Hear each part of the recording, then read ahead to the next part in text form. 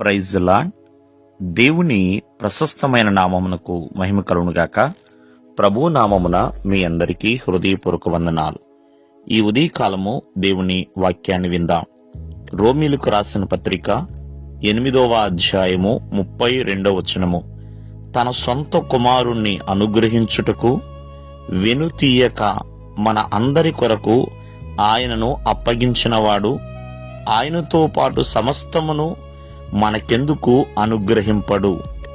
ప్రేమైన వల్లరా, ఆ దేవాది దేవుడు తన ప్రియకుమారుడైన యేసుక్రీస్తు వారిని మరి ఈ లోకానికి అప్పగించడానికి ఏమాత్రము కూడా వెనుతీయలేదండి.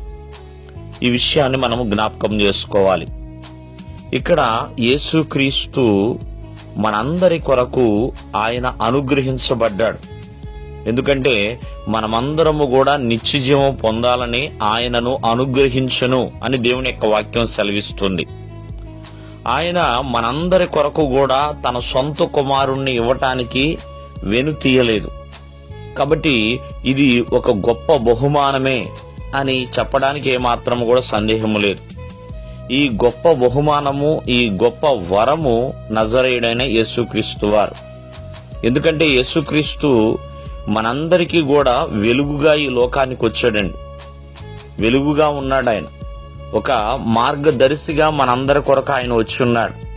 ఒక నిబంధనగా ఆయన ఉన్నాడు. ప్రియమైన వల్లరా, ఎందుకు యేసుక్రీస్తు వారిని మన కొరకు దేవుడు అనుగ్రహించాడంటే మనల్ని ప్రేమించాడు కాబట్టి.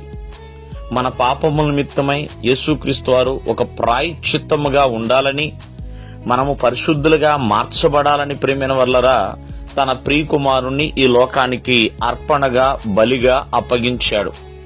కాబట్టి యేసుక్రీస్తు వారు మనందరికీ గొప్ప బహుమానం. ఎందుకంటే మన కొరకు వెలుగుగా ఆయన వచ్చి ఉన్నాడు. మన పాపముల్ని ప్రాయశ్చిత్తముగా ఆయన అనుగ్రహించబడ్డాడు.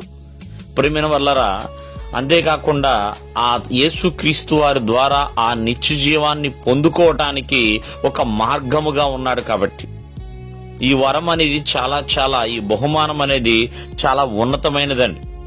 చూడండి, ఎన్నో వరాలు ఉంటాయి, కానీ యేసుక్రీస్తు వారే మనందరికీ గొప్ప వరముగా మారి ఉన్నాడు. అందుకని యేసుక్రీస్తు వారు ఒక మాట చెప్తారు, పరలోకము నుండి మరి దిగి వచ్చిన జీవాహారము నేనే అని. ప్రియమైన వల్లరా, ఆయన మన కొరకు ఒక జీవాహారముగా కూడా వచ్చి ఉన్నాడు. కావున ఈ ఉదయకాలం ముందు ఆలోచించండి, ఆ గొప్ప వరమును ప్రతి ఒక్కరు కూడా కలిగి ఉండాలి. ఆ గొప్ప వరం యొక్క లక్షణాలు, రక్షణ.